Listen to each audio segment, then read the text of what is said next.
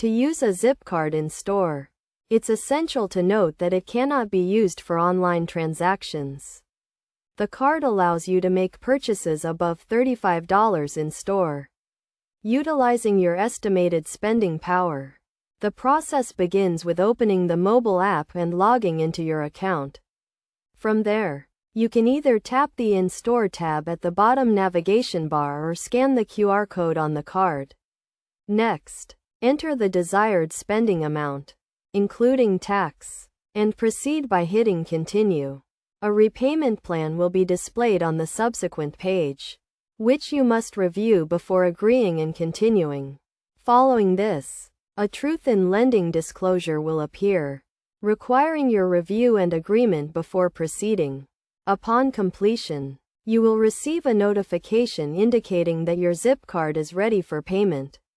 You can then complete the transaction by dipping or swiping the card, or by using a digital wallet service if the card has been added to it.